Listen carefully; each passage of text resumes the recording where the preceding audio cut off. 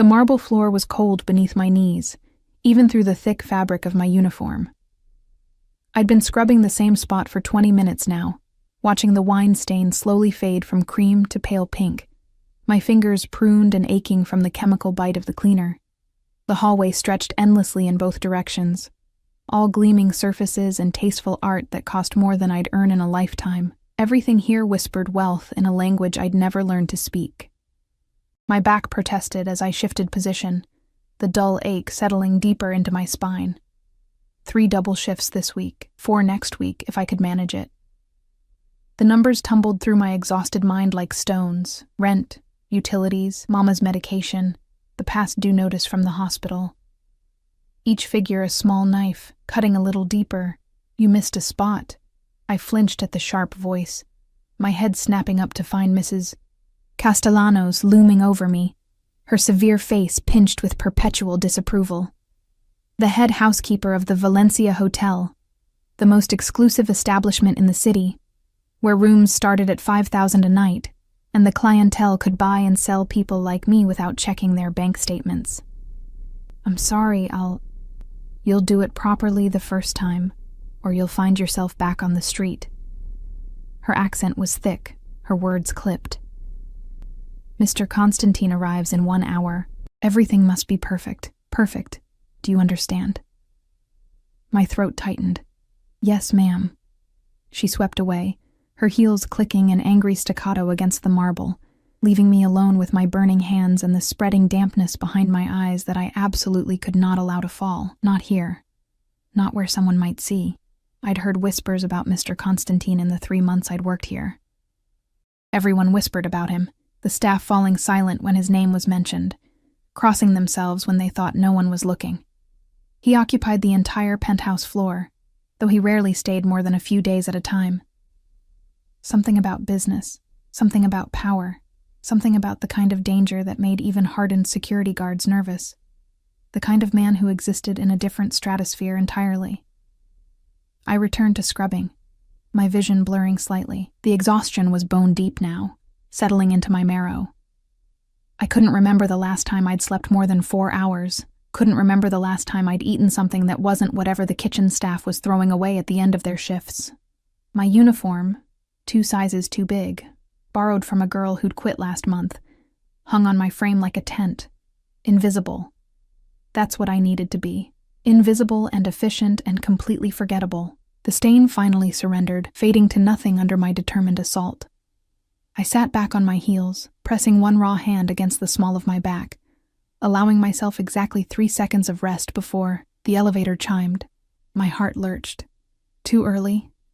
He wasn't supposed to arrive for another hour. I scrambled to gather my supplies, my hands clumsy with panic. And that's when it happened.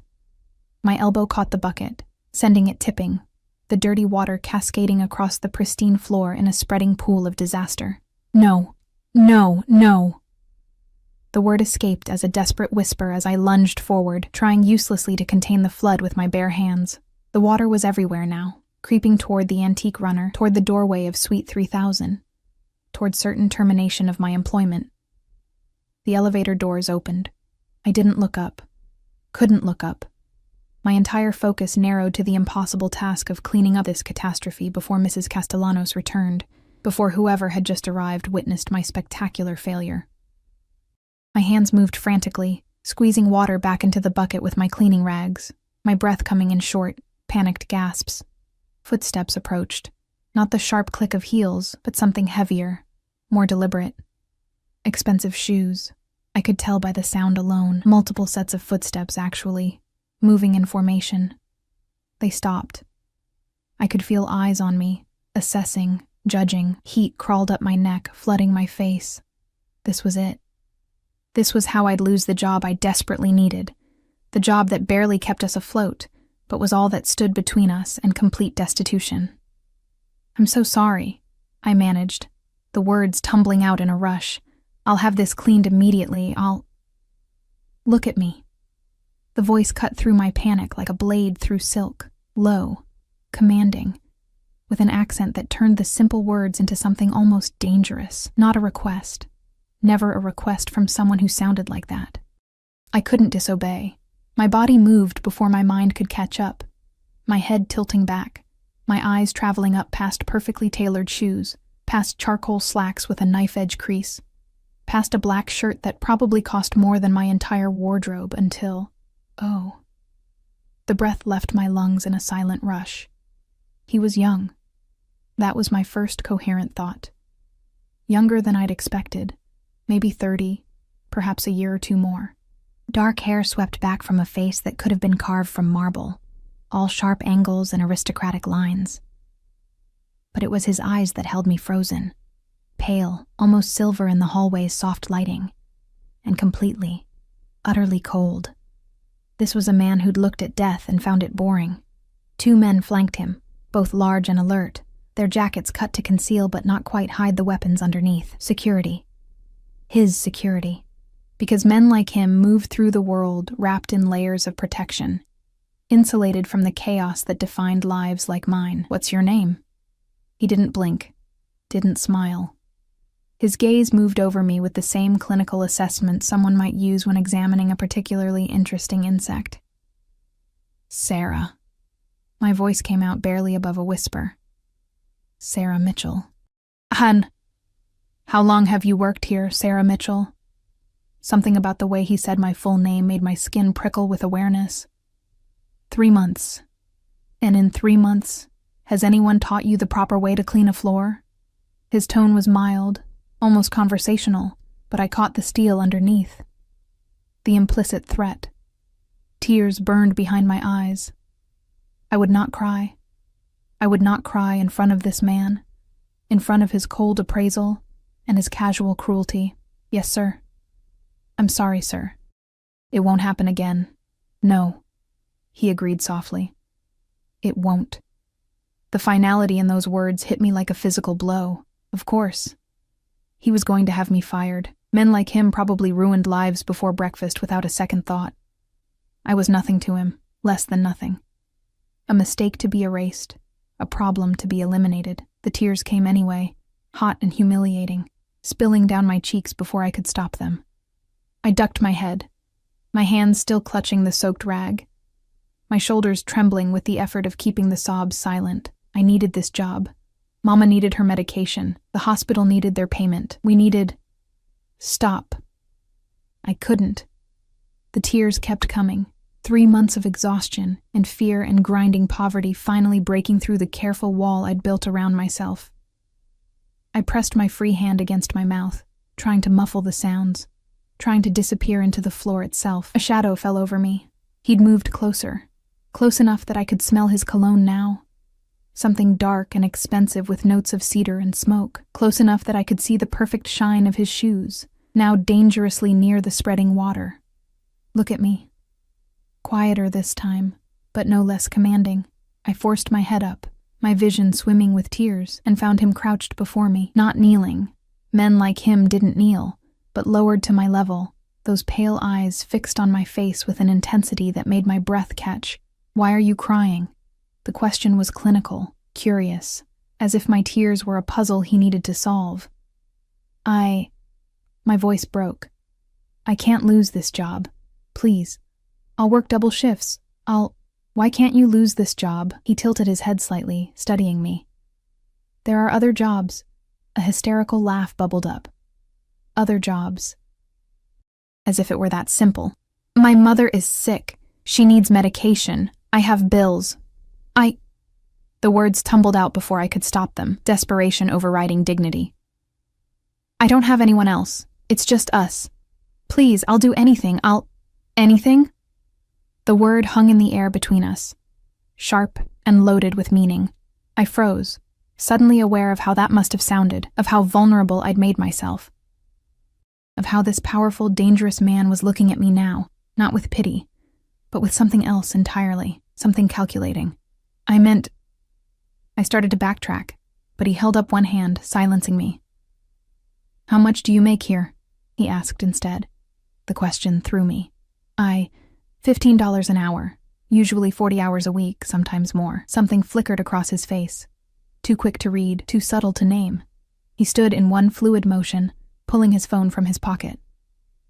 Victor. One of the security guards stepped forward immediately. "Yes, sir."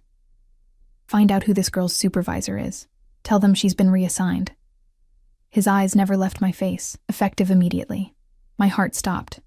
"Reassigned? You'll work for me now." He said it as casually as someone might comment on the weather, directly. "Your salary will be triple what you're currently making. You'll have health insurance that will cover your mother's medication. You'll work reasonable hours." I stared at him, convinced I'd misheard. Convinced this was some cruel joke, some game rich men played with desperate girls in hallways. I don't understand. It's quite simple." He slipped his phone back into his pocket, his gaze still fixed on mine with that unnerving intensity. "I need someone I can trust. Someone who has something to lose. Someone who knows what desperation tastes like and will do everything in their power to avoid tasting it again." "But you don't know me." The words escaped before I could stop them. "I could be anyone. You could be a threat." He finished my sentence, his lips curving into something that wasn't quite a smile. "But you're not. I can always tell." The elevator chimed again, his head turned slightly, and I saw his jaw tighten almost imperceptibly. "Go to the penthouse. Suite 5000. Wait for me there. Victor will take you up." I struggled to form a coherent thought. "I haven't said yes." Those pale eyes returned to mine, and this time there was something almost amused in their depths. "Yes, you have. You said it the moment you told me you'd do anything." He straightened his cuffs, a gesture that seemed habitual. "The only question now is whether you meant it." He walked past me, his shoes somehow avoiding the water I'd spilled, his security following like shadows. I watched him go, my mind spinning, my heart hammering against my ribs. This was insane. This was dangerous.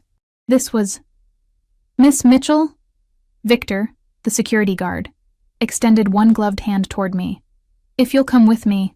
I looked down at my soaked uniform, my raw hands, the bucket still lying on its side in a puddle of dirty water.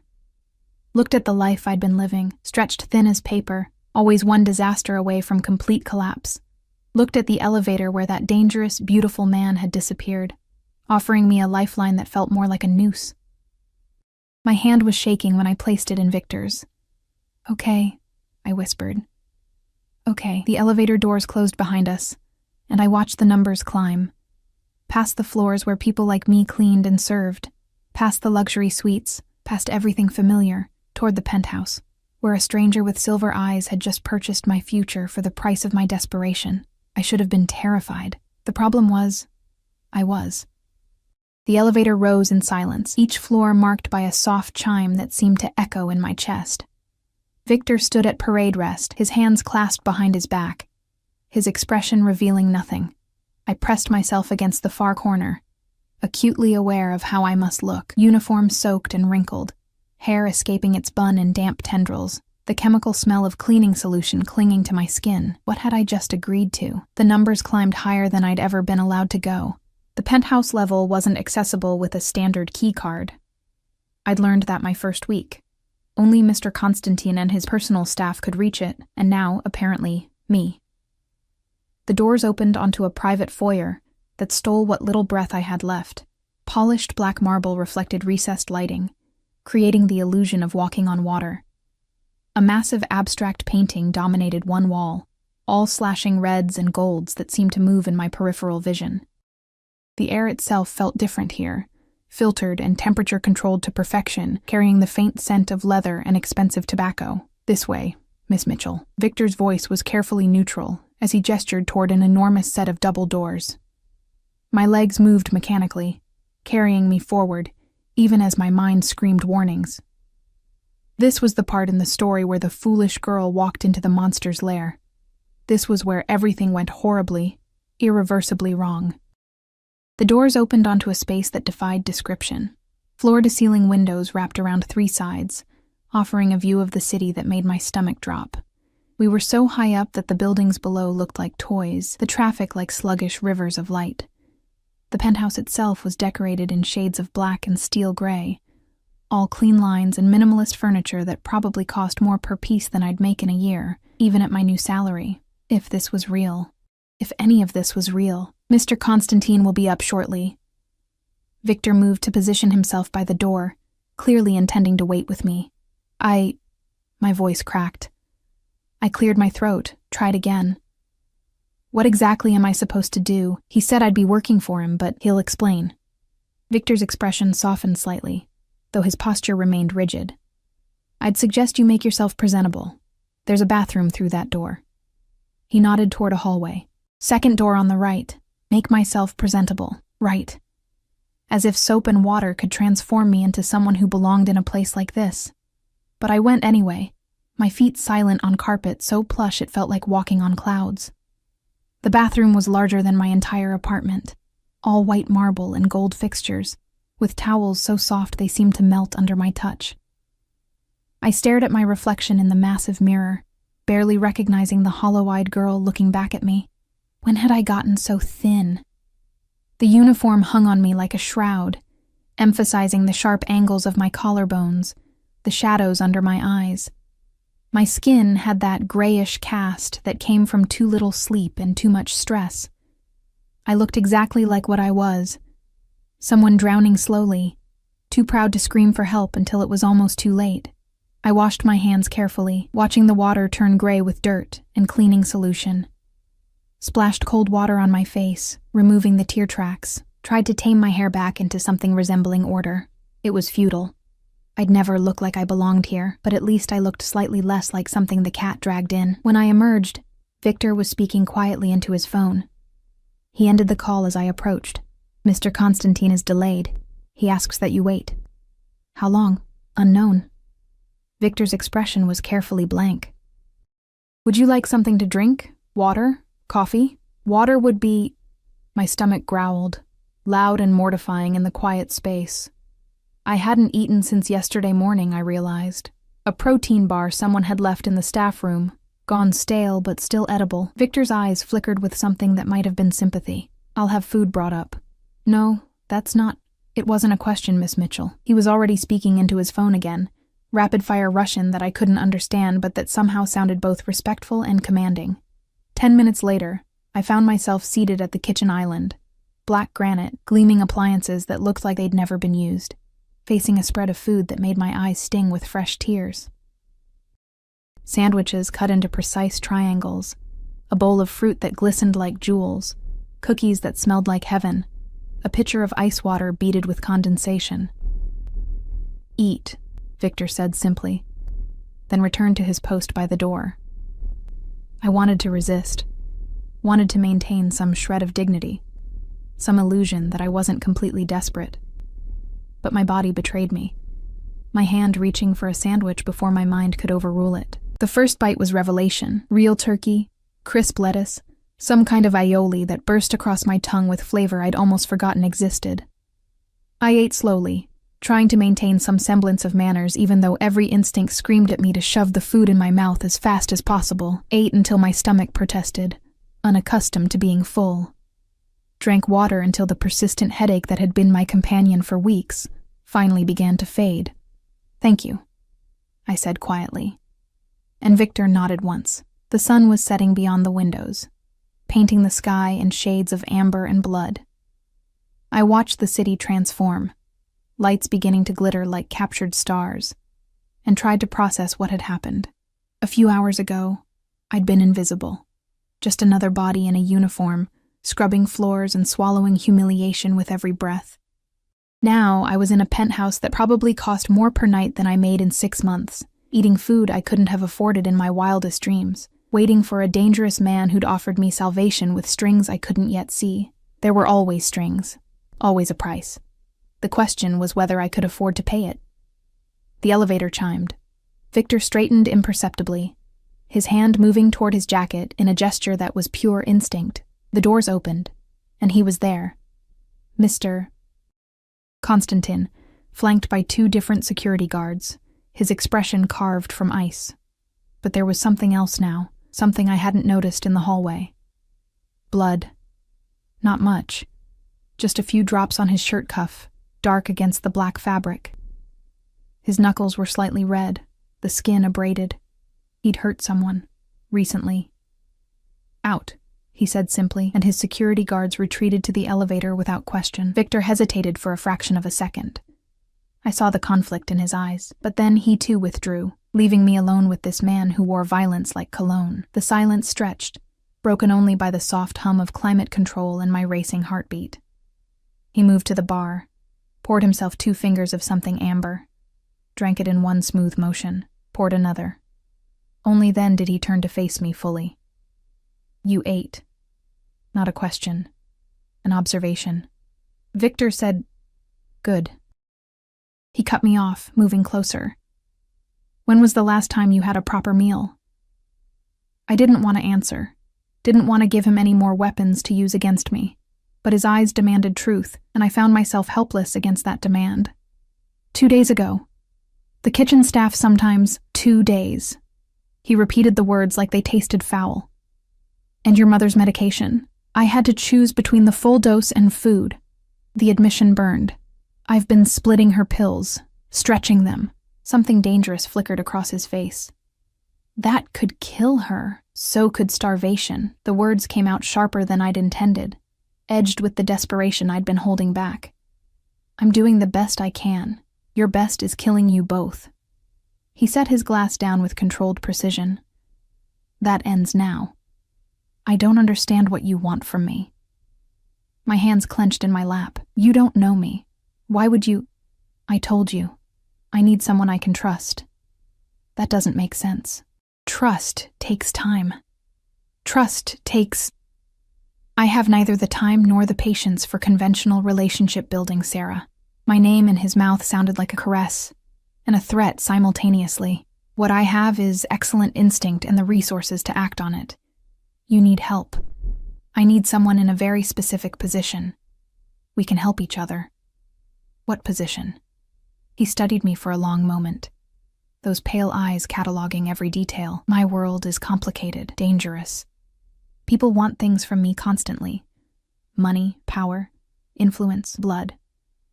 It becomes difficult to know who's genuine and who's simply playing a long game."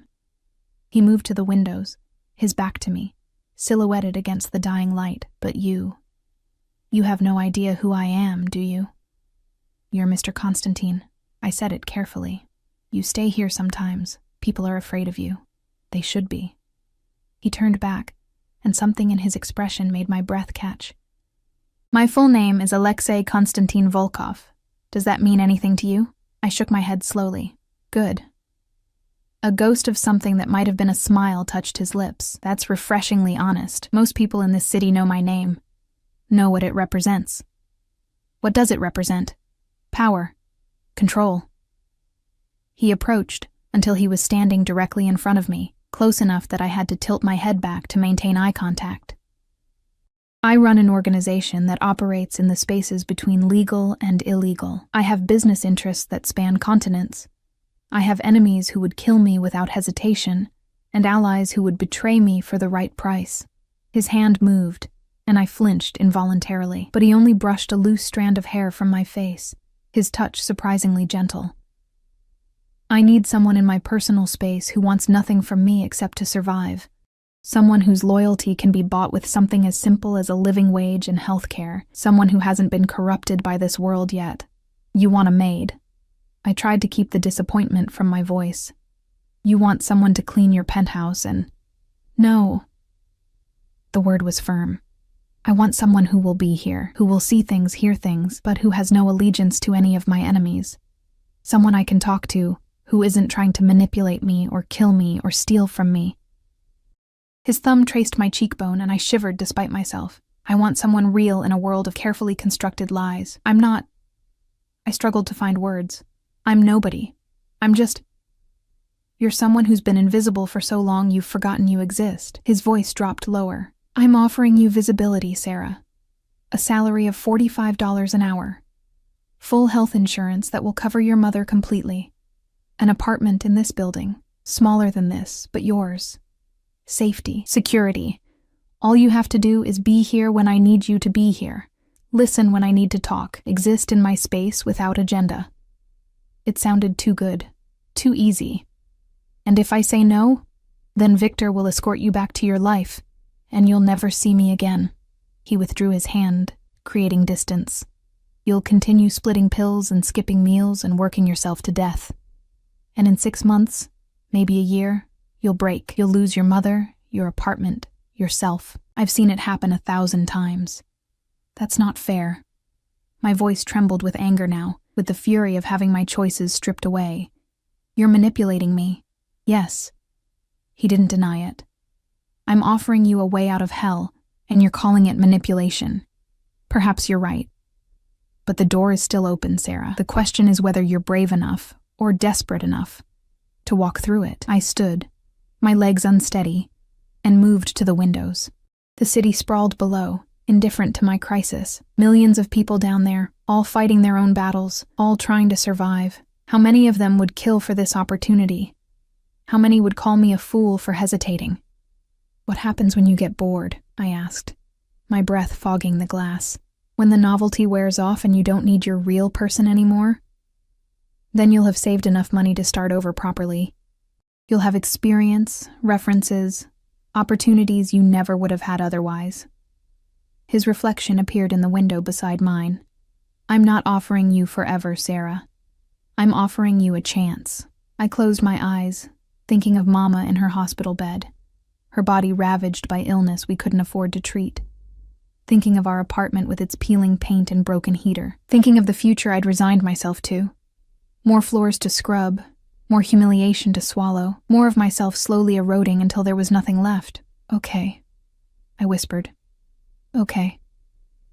When I opened my eyes, his reflection was smiling. A real smile this time, sharp and satisfied. Good. Victor will take you home tonight. Pack what you need. Tomorrow you move in. Tomorrow? The word came out strangled, but I have to give notice. I'll handle it. He was already moving toward his phone. Give me your mother's information, her doctor, her hospital, her medication list. I'll have everything arranged by morning.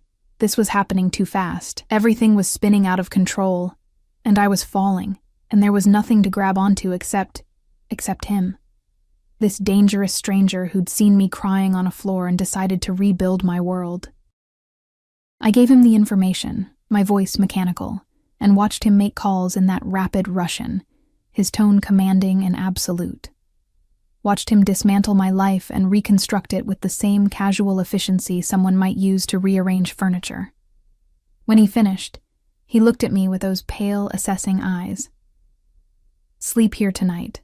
The guest room is through that hall, second door. Victor will bring your things tomorrow. I need to see my mother. I need to tell her. I'll take you myself. The offer surprised me. After you've rested, you look like you're about to collapse. I wanted to argue. Wanted to maintain some control over this situation, but exhaustion was crashing over me in waves now, the adrenaline finally fading, leaving only the bone-deep weariness I'd been carrying for months. Why are you being kind? The question slipped out. If you're as dangerous as everyone says, why...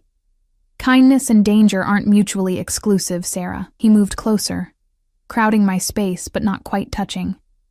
I can be both. I am both. The question is which version of me you'll see.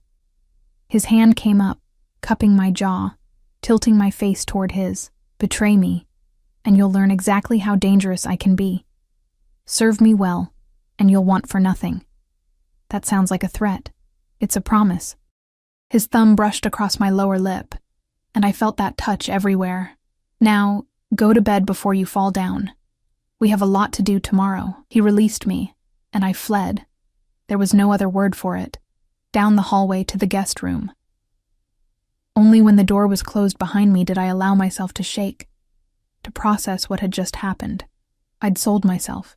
Maybe not in the traditional sense, but I'd put myself completely in the power of a man I didn't know. A man who hurt people and wore blood like an accessory. A man whose touch made my skin burn, and whose eyes promised both salvation and damnation. The guest room was beautiful, all soft grays and whites, with a bed that looked like a cloud. I collapsed onto it fully clothed, too exhausted to even remove my shoes. Tomorrow, everything would change. Tomorrow, I'd step fully into this new life, this dangerous bargain. Tonight, for the first time in months, I fell asleep without crying. Morning came wrapped in confusion. For several long seconds, I couldn't remember where I was. The bed too soft, the sheets too smooth, the silence too complete. Then it crashed back. The hallway, the silver-eyed man, the impossible offer that hadn't been a dream. Sunlight poured through floor-to-ceiling windows I didn't remember leaving uncovered, painting everything gold. I sat up slowly, my body protesting.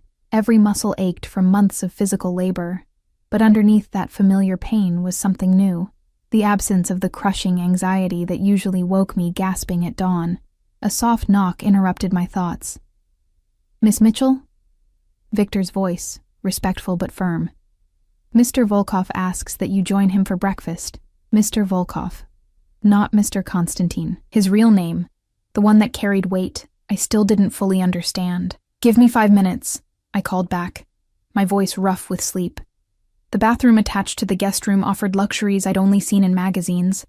A rainfall shower, heated floors, products that smelled like they cost more than my weekly grocery budget used to be.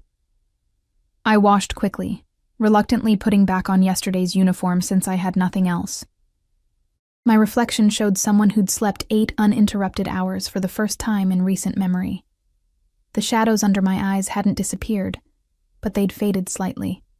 Victor was waiting in the hallway, his expression neutral. This way. The penthouse looked different in daylight. Less intimidating, though no less expensive. He was seated at the dining table, dressed in dark slacks and a crisp white shirt, reading something on his tablet. The morning light caught in his dark hair, softening the harsh angles of his face just enough to remind me how young he actually was. How beautiful. The thought came unbidden, unwelcome. Beauty was dangerous in men like him. A lure, a distraction from the violence lurking underneath. "Sit." He gestured to the place across from him without looking up. I obeyed, my hands clasping in my lap. The table was set for 2, with more food than I could eat in a week. Pastries, fruit, eggs, toast, coffee that smelled like heaven. "Eat," he said, still focused on his tablet. "We have appointments today." "Appointments?" "Your mother's been transferred to Mercy General. Better facility, better doctors. They'll start her on the correct medication regimen this afternoon." He finally looked up, those pale eyes assessing. "You'll meet with HR at 2 to finalize your employment contract. At 4, you'll see the apartment that's been prepared for you. At 6, we have dinner with business associates."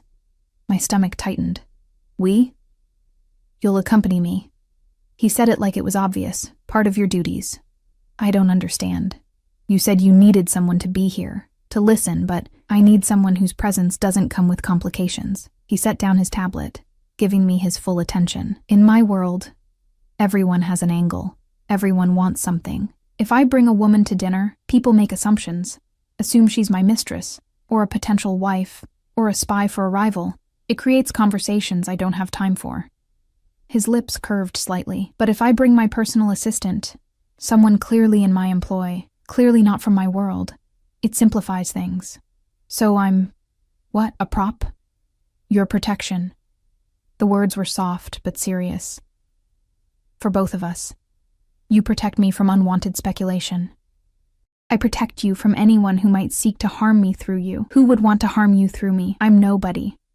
You became somebody the moment you entered my elevator yesterday." His gaze held mine, intense and unwavering. "The moment I showed you any interest at all, you became a target. People will watch you now, try to use you, try to get information from you, which is why you'll never leave this building without security, why Victor or someone like him will always be nearby, why you need to understand exactly what you've stepped into." The pastry I'd been reaching for suddenly looked unappetizing. "You're saying I'm in danger. I'm saying you're protected." He leaned back, studying me. "There's a difference. Danger implies vulnerability. You're not vulnerable anymore, Sarah. You're under my protection, which means anyone who touches you answers to me." Something dark flickered across his face. "And I'm not known for my mercy." The words should have frightened me. Maybe they did. But there was something else too, something that felt uncomfortably like relief. For the first time in years, someone powerful was standing between me and the world's casual cruelty. "What do I need to know?" I asked quietly. "For tonight. For this dinner." Don't speak unless spoken to. Don't accept drinks from anyone except the server. Stay within eyesight of Victor at all times. He paused. And if anyone asks you questions about me, about my business, my schedule, my associates, you know nothing. You're new. You're grateful for the job. You're not privy to my affairs. Can you do that? Yes. The word came easier than I'd expected. Good. He stood, buttoning his jacket in one smooth motion. Finish eating. Victor will take you to see your mother in an hour. I have business to attend to, but I'll see you at the apartment viewing. He was halfway to the elevator when I found my voice. Why me? He paused, his back to me. I told you. No, I stood, my hands gripping the edge of the table. You could have hired anyone, someone qualified, someone from your world who understands the rules. Why a maid you found crying in a hallway? The silence stretched so long I thought he wouldn't answer. Then he turned, and something in his expression made my breath catch. Because everyone in my world is playing a game, Sarah. Everyone has an agenda, a plan, a price at which they'll betray me. But you? He moved closer, each step deliberate. You weren't playing anything. You were just drowning, trying to survive. And when I offered you a lifeline, you didn't try to negotiate for more. You didn't see an opportunity to exploit. You just looked at me like I was insane for offering you basic human dignity. He stopped directly in front of me, close enough that I could smell his cologne again. Cedar and smoke and something darker. That kind of genuine desperation. That kind of raw honesty. It's rarer than you'd think in my world. Valuable, even. So, I'm valuable because I'm pathetic? The bitterness in my voice surprised me. You're valuable because you're real. His hand came up, fingers brushing my cheek in a gesture that was becoming familiar. Everyone else around me is a performance. But you? You don't know how to be anything except exactly what you are. That's useful to me. And when I learn to perform too, when I figure out the game, his smile was sharp enough to cut. Then I'll find another lost girl in a hallway. His thumb traced my jaw, but something tells me that won't happen. You're too stubborn to become someone you're not, even when it would benefit you. He left before I could respond, the elevator doors closing on his enigmatic expression. I stood there, my cheek still warm from his touch, trying to understand what had just happened. Victor cleared his throat softly from his position by the door. If you're ready, Miss Mitchell, we should go see your mother. Mercy General was everything the county hospital wasn't. Clean, quiet, with staff that smiled and made eye contact. Victor led me through corridors that smelled like lavender instead of antiseptic, past rooms with actual windows that let in natural light.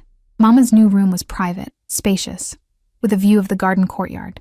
She was awake when I entered, propped up on pillows, looking more alert than I'd seen her in months. The color had returned to her cheeks. Her breathing came easier. Sarah? Her voice was stronger, clearer. Baby, what's going on? They moved me this morning, said everything's been taken care of, but nobody will explain. I crossed to her bedside, taking her hand carefully. The IV line was new, delivering medication we'd been rationing for weeks. It's okay, Mama. Everything's okay now. Nothing's okay. We can't afford this place. They said my treatment's already been paid for, all of it, but that's impossible. I got a new job. The lie came easily, or maybe it wasn't entirely a lie. A better one. With health insurance. They're covering everything. Her eyes, still sharp despite the illness, searched my face. What kind of job comes with insurance this good right away? Sarah Michelle Mitchell, what have you done? Nothing bad. I squeezed her hand gently. I promise, Mama. I'm working as a personal assistant now, for someone wealthy. It's legitimate. It's safe. The last word tasted like ash. Safe. Nothing about Alexei Volkov was safe. But compared to watching my mother die by inches because we couldn't afford her medication, compared to the slow starvation of body and soul I'd been enduring, maybe danger was relative. You look different, Mama said softly, studying me. Rested. When's the last time you slept a full night? Last night. I managed a smile. In a real bed, with real pillows. It was amazing. Tell me about this job. Who is this person you're working for? I gave her the sanitized version. Wealthy businessman, Needed someone trustworthy, generous benefits. I left out the blood on his cuffs, the cold calculation in his eyes, the way his touch made my skin burn. Left out the part where I'd essentially sold myself into the service of a man everyone whispered about with fear in their voices. Victor waited in the doorway, his presence a constant reminder of my new reality. Other patients had visitors who came and went freely. I had an armed guard. We stayed for an hour. Mama's doctor came by, young, competent, actually taking time to explain her treatment plan instead of rushing through it. He spoke to me like I mattered, like my questions deserved thoughtful answers. The medication would take weeks to show full effect, he explained. But they were optimistic about her prognosis. Optimistic. When was the last time anyone had used that word about Mama's condition? "I'll come back tomorrow," I promised, as a nurse arrived with afternoon medications. "Same time." "You better." Mama caught my hand, her grip surprisingly strong. "And Sarah? Be careful with this new job. If something feels wrong, I will, Mama, I promise." Another lie, or maybe a wish. Maybe if I said it enough times, it would become true. The apartment Victor showed me that afternoon was on the 20th floor, high enough for views, low enough that I didn't feel like I was floating in space. 1 bedroom, 1 bathroom, a kitchen with appliances that gleamed unused, a living area with furniture that looked comfortable and modern. It was the nicest place I'd ever lived. It was also clearly chosen for its proximity to the penthouse, only 5 floors down, easy to summon at a moment's notice. "Mr. Volkov had it furnished yesterday," Victor explained. "If there's anything you need, make a list. He wants you comfortable. It's perfect." I meant it. Compared to the shoebox apartment with its broken heater and perpetual smell of mildew, this was a palace. "When can I move in?" "Your belongings are already here." Victor gestured to the bedroom. "I collected them this morning while you slept." I pushed open the bedroom door and froze. My clothes, the few items I owned, hung in a closet that could have held 10 times as much. But they weren't alone. Designer labels I recognized from magazines filled the remaining space, along with shoes, bags, accessories, everything in my size. "What is this?" I turned to Victor, my voice sharp with confusion. "Mr. Volkov's instructions." Victor's expression remained neutral. "You'll be accompanying him to various functions. You need appropriate attire." I didn't agree to be his dress-up doll. "You agreed to be his personal assistant." Victor's tone was patient but firm. "This is part of that role. The clothes are tools, nothing more. You wouldn't ask a carpenter to work without a hammer." The logic was sound, but something about it made my skin crawl. These weren't my clothes. This wasn't my life. I was playing dress-up in someone else's existence, and the longer I did it, the harder it would be to remember who I'd been before. If I even wanted to remember. "The dinner tonight," I said, changing the subject. "What should I wear?" Victor moved to the closet, selecting a dress in deep emerald that looked simultaneously elegant and understated. "This, with these shoes. Hair down, minimal jewelry. Mr. Volkov prefers simplicity." "How do you know what he prefers?" "I've worked for him for 6 years. Victor laid the outfit on the bed carefully. "I know most of his preferences by now." 6 years. Long enough to see things, to know secrets. I studied Victor's scarred face, his careful posture. "Can I ask you something?" "You can ask. I may not answer. Is he as dangerous as people say?" Victor's expression didn't change, but something flickered in his eyes. "More dangerous than you can imagine, Miss Mitchell. But not to you." He paused. "Not unless you give him reason. He's protective of what he considers his, possessive even. As long as you remain loyal, you have nothing to fear. And if I'm not loyal, then I would pray for you." Victor moved toward the door. "Be ready by 5:30. We leave at 6. After he left, I stood in the bedroom surrounded by expensive things that weren't mine, wearing a future I hadn't chosen, and wondered if I'd made a terrible mistake. But when I thought about Mama's face, rested, hopeful, free from the constant shadow of pain, I knew the answer. I'd made the only choice available to me. Now, I had to live with the consequences. I picked up the emerald dress, feeling the weight of silk that cost more than I used to make in a month, and began preparing for my first evening in Alexei Volkov's world. The restaurant was the kind of place I'd only ever seen in movies. All soft lighting and hushed conversations where the prices weren't listed on the menu because if you had to ask, you couldn't afford to be there. Victor had driven us in a black SUV with windows so tinted, the world outside became shadows and suggestions. Alexei sat beside me in the back seat, his presence filling the space even though he barely moved. He'd appeared at my apartment door at exactly 6, his eyes traveling over me in a way that made my skin prickle with awareness. The emerald dress fit perfectly.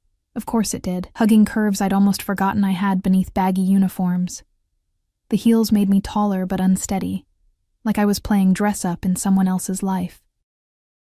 "You'll do," he'd said finally, though something in his gaze suggested approval beyond those 2 words.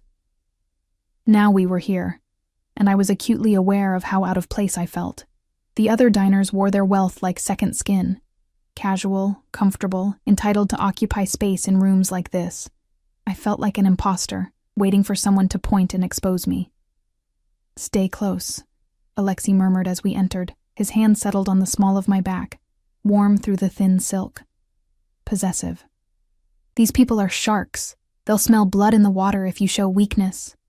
"Comforting," I muttered, and caught the ghost of a smile on his lips. The maitre d' greeted Alexei by name, his deference absolute. We were led to a private room in the back, more intimate, more isolated. 2 men already waited at the table, their conversation stopping the moment we entered. Both were older than Alexei, maybe mid-40s, wearing suits that screamed money and power. One had silver threading through his dark hair, his face weathered but handsome. The other was stockier, with cold eyes that assessed me like I was merchandise. "Alexei." The silver-haired man stood, extending his hand.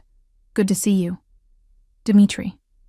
Alexei's handshake was firm but brief. "This is Sarah Mitchell, my personal assistant." Those cold eyes locked onto me. Personal assistant. How modern. "Sarah, this is Dmitri Koslov and Victor Orlov." Alexei's hand never left my back. "Business associates." Associates. The word was deliberately vague, revealing nothing. I nodded politely, keeping my expression neutral the way Alexei had instructed. We sat, Alexei positioning me between himself and Victor. My Victor. I'd started thinking of him, though he wasn't mine at all. The bodyguard took up position against the wall, his eyes constantly scanning despite the private setting. "I didn't know you'd started hiring assistants," Dmitri said, his tone conversational but his eyes sharp. "Usually you prefer to handle things yourself. Things change."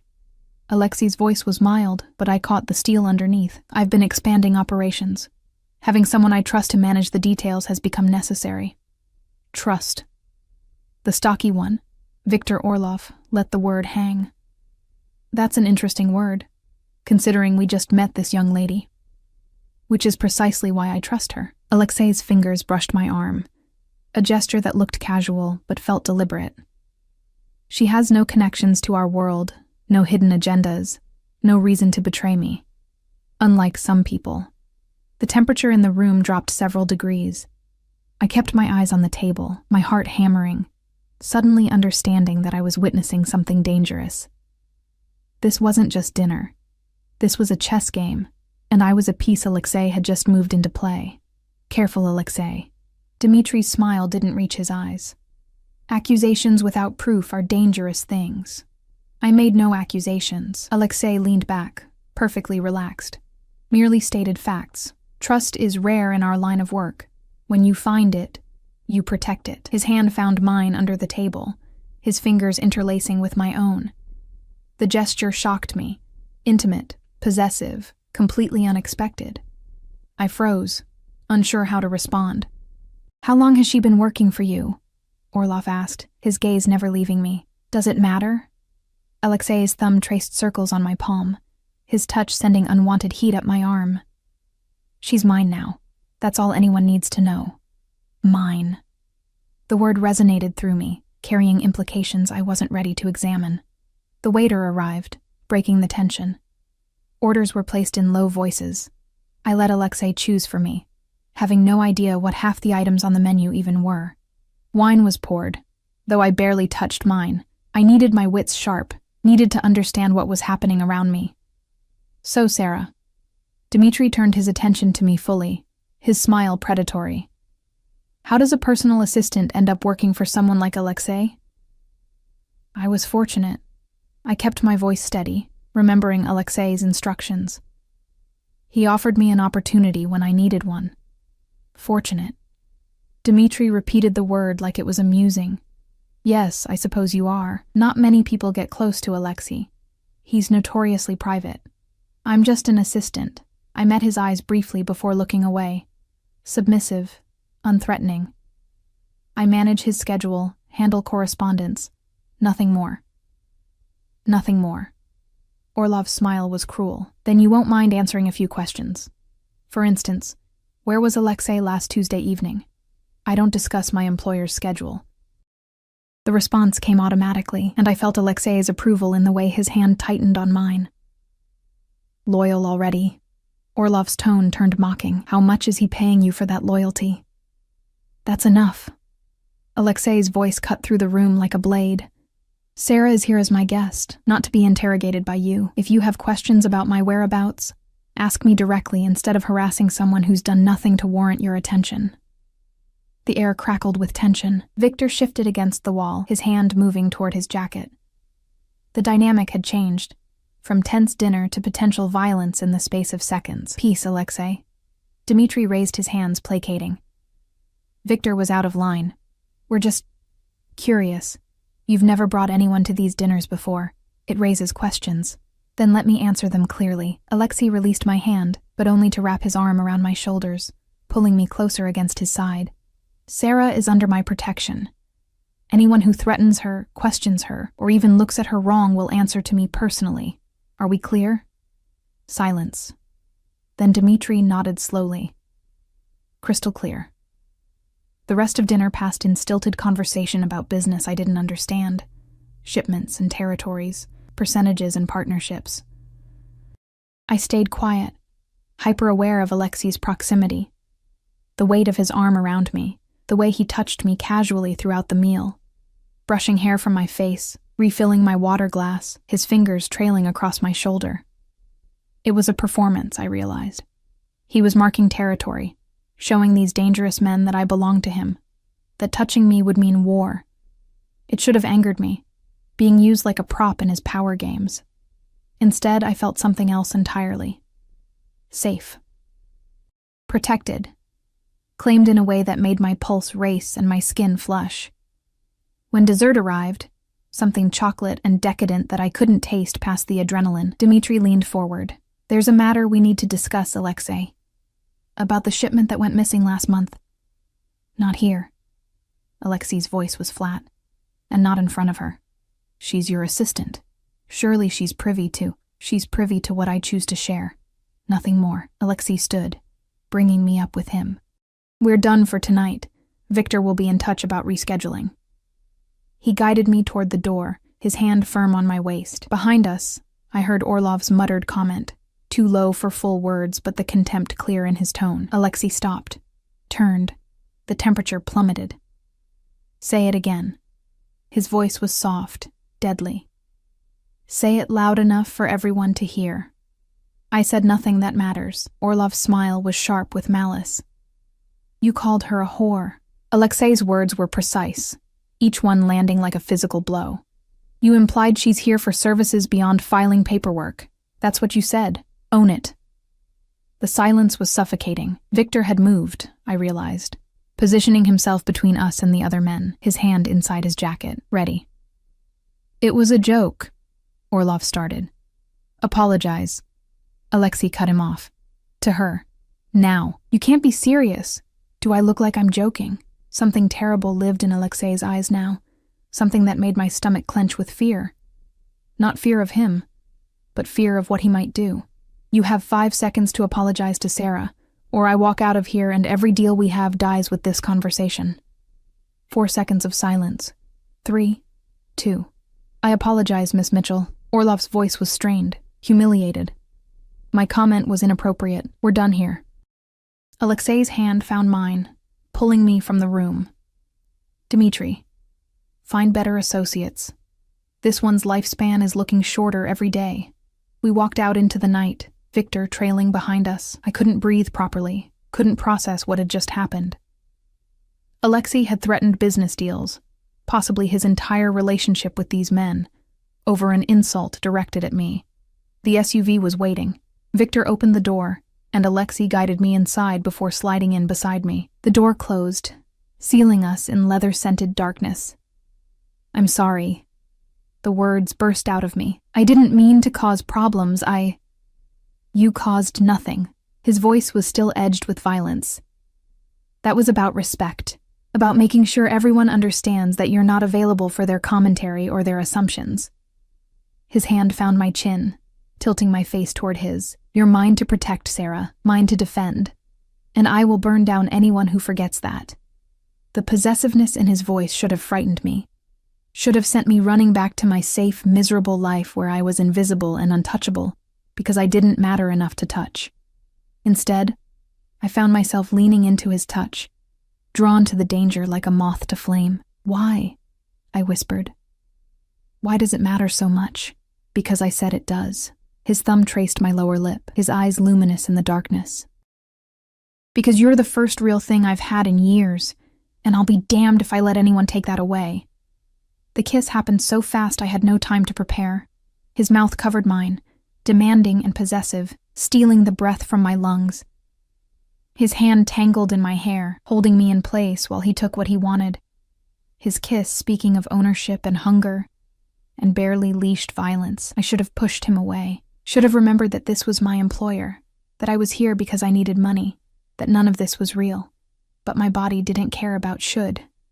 My hands fisted in his shirt, pulling him closer, and I kissed him back with all the desperation and fear and strange twisted gratitude that had been building since he'd found me crying in that hallway. He groaned against my mouth, the sound raw and hungry, and deepened the kiss until I was drowning in him, his taste, his scent, the solid reality of his body against mine. When he finally pulled back, we were both breathing hard. His eyes searched mine, looking for something I couldn't name. This changes things, he said quietly. I know. My voice was barely a whisper. I won't apologize for wanting you. I'm not asking you to. His smile was sharp and satisfied. Good. Because I'm a possessive bastard, Sarah, and now that I've had a taste, I'm not letting go. The drive back to the hotel passed in charged silence, his hand never leaving mine. When we arrived, he walked me to my apartment door, Victor discreetly remaining by the elevator. Get some rest, Alexei said, though his eyes promised anything but rest. Tomorrow we start establishing new boundaries with certain business associates who need to learn their place. What are you going to do? What I should have done months ago. His knuckles brushed my cheek, gentle despite the violence simmering underneath.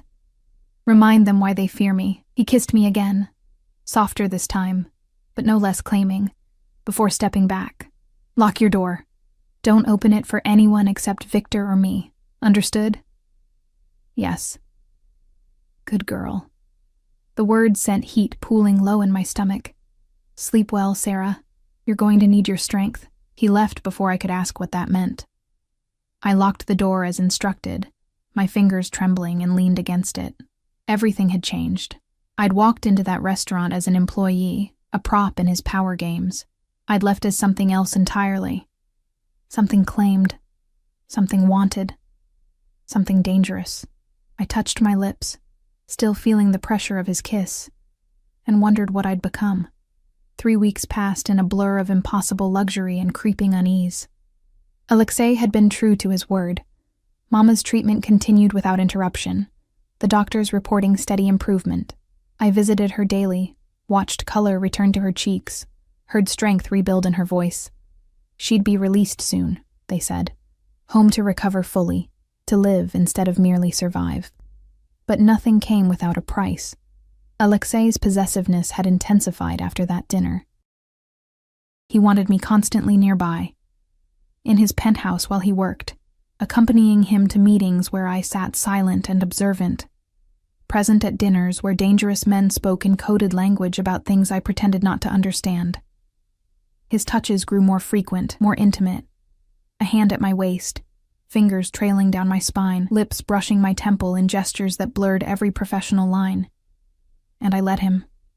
God help me, I let him, because some treacherous part of me craved his attention like oxygen. "You're thinking too loud," his voice pulled me from my thoughts. We were in his penthouse, late afternoon sun painting everything amber. He sat at his desk, reviewing documents, while I occupied the chair across from him, my usual position during his business hours. "Sorry." I shifted, trying to focus on the book I'd been attempting to read for the past hour.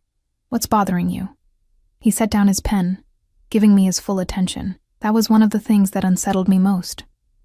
When Alexei focused on you, it was absolute, total. Like you were the only thing in his universe that mattered. "Nothing. Just tired." "Liar."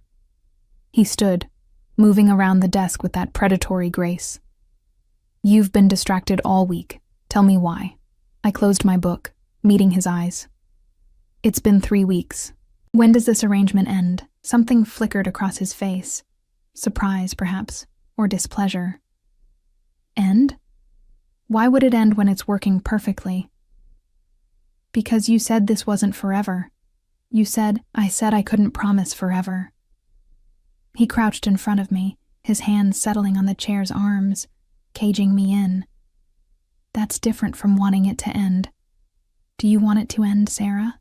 Did I?" The question was more complicated than it should have been. This life, the safety, the luxury, the way he looked at me like I mattered. It was intoxicating. But it wasn't real. It was a fantasy built on his money and my desperation, and fantasies always ended badly. "I want to know what this is," I said quietly. "What I am to you. Employee? Companion? Something else?" His thumb traced my jawline, his touch impossibly gentle for someone capable of such violence. "You're mine. That's what you are. That's all that matters." "That's not an answer." "It's the only answer I have." His eyes searched mine, and for a moment I saw something raw beneath the carefully controlled surface. "I don't do relationships, Sarah. I don't do love or romance or any of the pretty lies people tell themselves. What I do is possession, obsession. I find something I want, and I keep it until what?" My heart hammered against my ribs. "Until you get bored? Until something shinier comes along? Until they betray me?" His voice went cold. "That's the only thing that ends this. Disloyalty. Everything else I can forgive. But betrayal?" His fingers tightened on my jaw, just shy of painful. "That, I destroy." A knock interrupted us. Victor, his expression urgent. "Sir, we have a situation." Alexei's entire demeanor shifted, the tenderness evaporating like morning mist. "What kind of situation?" "Dmitry Koslov. He's downstairs demanding to see you. Says it's about the missing shipment." Something dangerous flickered in Alexei's eyes. "How many men?" "4 that we can see, possibly more in vehicles. Armed?" "Undoubtedly." Alexei stood, his hand moving to his waist where I knew he kept a gun tucked beneath his jacket. I'd seen it before. Sleek, black, deadly. "Take Sarah to the secure room. Lock her in. Don't open the door for anyone except me." "Wait." I grabbed his arm. "What's happening? What's going on?" "Business." He cupped my face, his kiss hard and possessive. "Stay with Victor. Do exactly what he says. I'll come for you when it's safe. Alexei." "Now, Victor." His voice was steel. Victor's hand closed around my arm, gentle but implacable. "Come, Miss Mitchell." I let him lead me down a hallway I'd never explored, through a hidden door that opened onto a small, windowless room. Panic room, I realized. Reinforced walls, emergency supplies, monitors showing various angles of the penthouse and building exterior. "Stay here." Victor's expression was grim. "No matter what you hear, stay here until Mr. Volkov comes for you." "Victor, what's happening? Who's Dmitry, really?" "Someone who's been stealing from Mr. Volkov. Someone who made a mistake thinking he could get away with it." Victor's hand rested on his weapon. "And someone who's about to learn why people fear Alexei Volkov." The door sealed shut, locks engaging with heavy clicks. I was alone, staring at monitors that showed me pieces of a story I suddenly, desperately needed to understand. On screen, I watched Dmitry Kozlov enter the penthouse with 3 men, all armed, all radiating violence. Watched Alexei greet them with perfect calm, pouring drinks like this was a social visit. Watched the conversation unfold in silent pantomime, tension ratcheting higher with each passing second. Then Dmitry said something that made Alexei's expression go cold as winter, set down his glass with deliberate care, and smiled, the kind of smile that promised death. What happened next was brutal and swift. Alexei moved like violence incarnate, his gun appearing in his hand with practiced ease. Dmitry's men reached for their weapons, but Alexei's security, men I'd seen but never registered, emerged from positions throughout the penthouse. The fight was over before it truly began. Dmitry's men disarmed and subdued within seconds. Only Dmitry remained standing, frozen, staring down the barrel of Alexei's gun. I couldn't hear what was said, but I watched Dmitry's face cycle through fear, rage, desperation. Watched him plead, argue, finally slump in defeat. Watched Alexei make a phone call, his expression carved from ice. 20 minutes later, men I didn't recognize arrived, efficient, professional, removing Dmitry and his crew like they were furniture being relocated, cleaning the penthouse of any evidence that violence had occurred, erasing the incident like it had never happened. This was Alexei's world. This was who he really was beneath the expensive suits and gentle touches. A man who eliminated problems with ruthless efficiency, who commanded an empire built on violence and fear. And I was in the middle of it, trapped in a gilded cage of my own making. The door opened. Alexei stood there, not a hair out of place, though I could see the adrenaline still burning in his eyes. "It's over." "What did you do?" My voice came out hoarse. "What did you do to him?" What needed to be done? He entered the room, and I instinctively backed up. He noticed, his expression darkening. "You're afraid of me now. I watched you." I gestured at the monitors. "I saw. You saw me protect what's mine."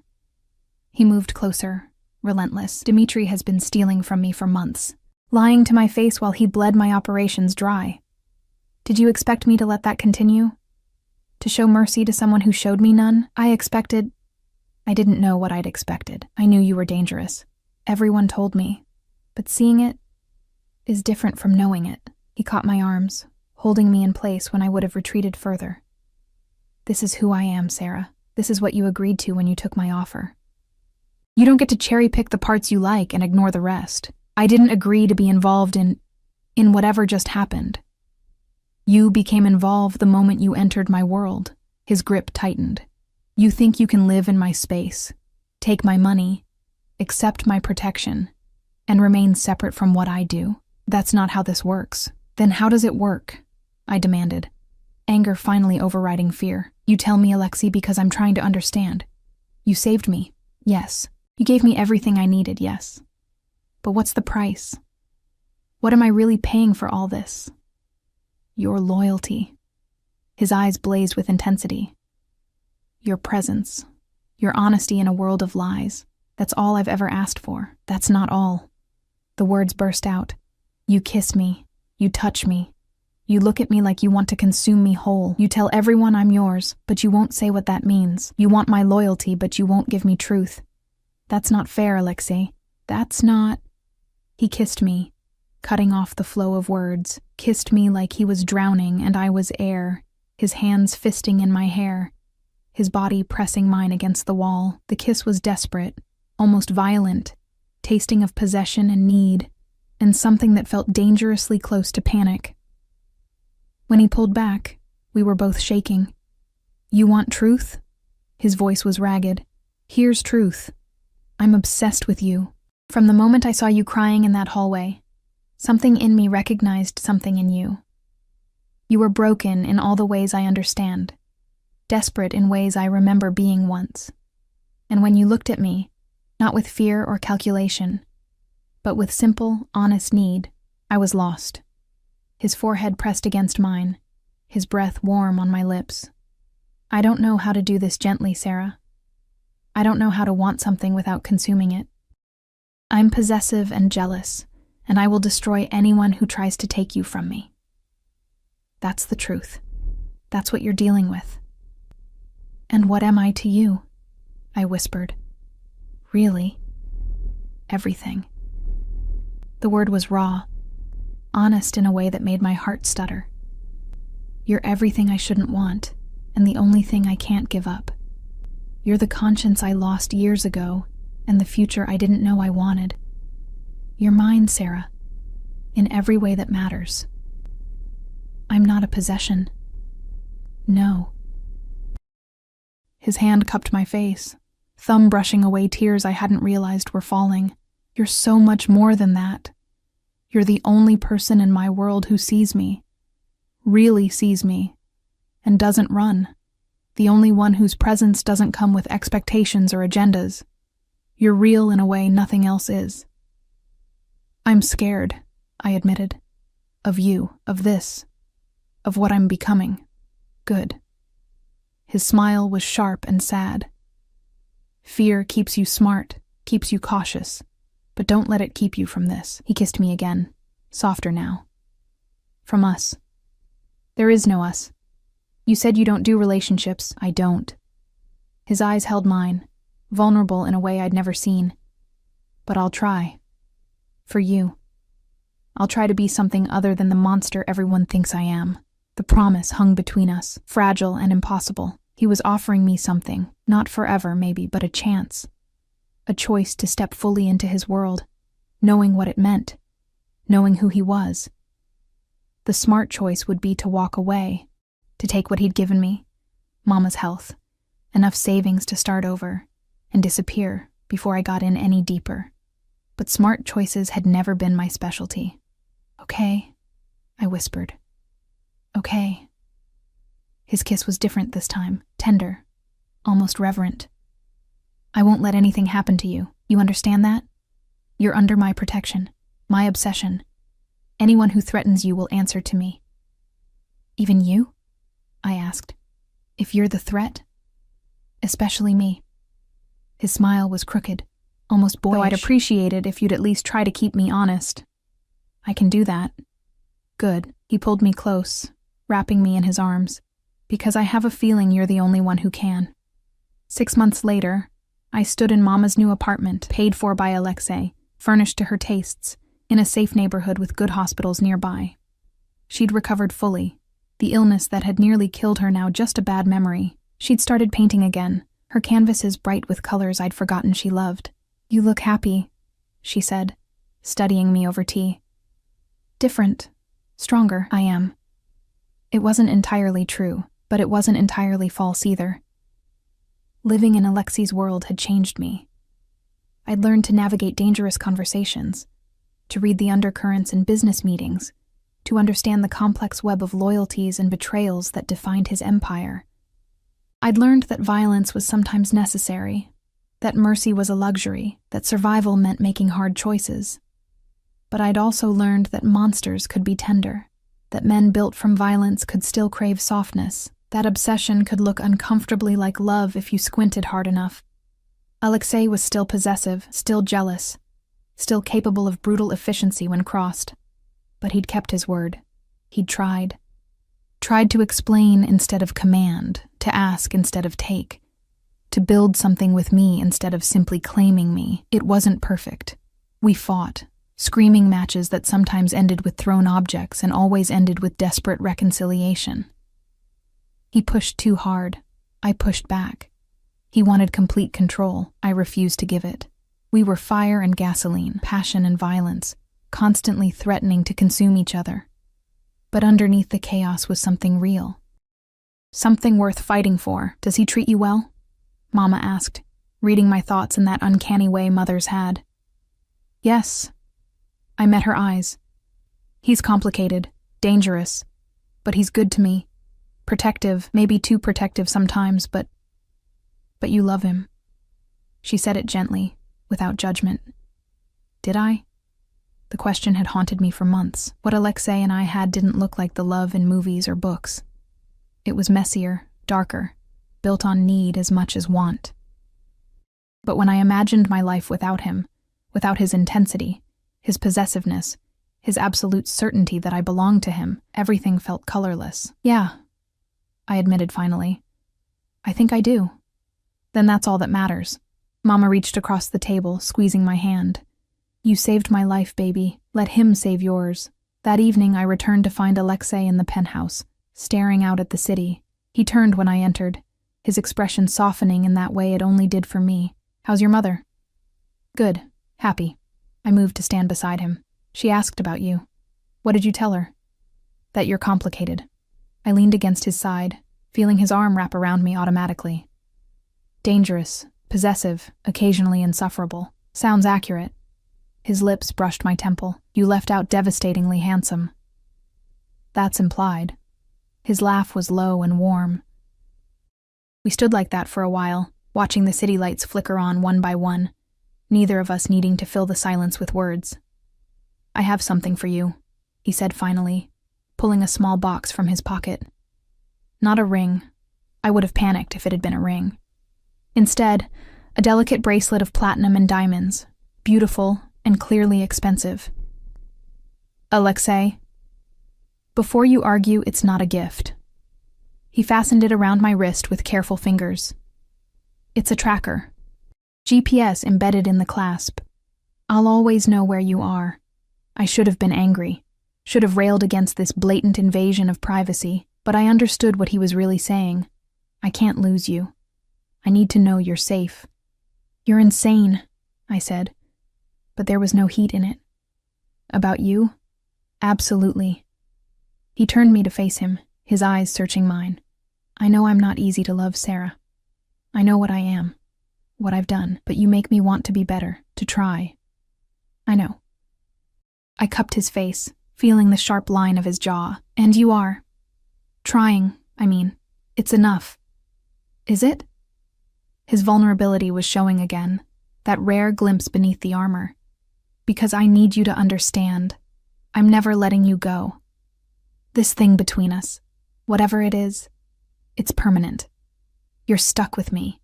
Promises, promises, but my heart was racing, my eyes burning with emotion I didn't want to name. I mean it. His intensity was back, that laser focus that made me feel like the center of the universe. I'm possessive, obsessed. I will be insufferable and controlling and probably drive you crazy. But I will also protect you with everything I have. Love you in the only way I know how. Absolutely, completely, without reservation. That sounds exhausting. It will be. His smile was sharp and true, but you're strong enough to handle it, strong enough to handle me. He was right. Somewhere in the past 6 months, I'd stopped being the broken girl crying in a hallway. I'd become someone who could stand in the center of chaos and not flinch. Someone who could love a dangerous man and not lose herself. Okay? I whispered. The same word that had started everything. Okay. This time when he kissed me, it felt like a vow. A promise of messy, complicated, sometimes violent love between two people who'd found each other in the worst possible way and refused to let go. My life wasn't perfect. Alexei's world was dangerous. His obsession consuming. His need for control sometimes suffocating. But it was mine. This strange, beautiful, terrifying life we'd built together, and I wouldn't change it for anything.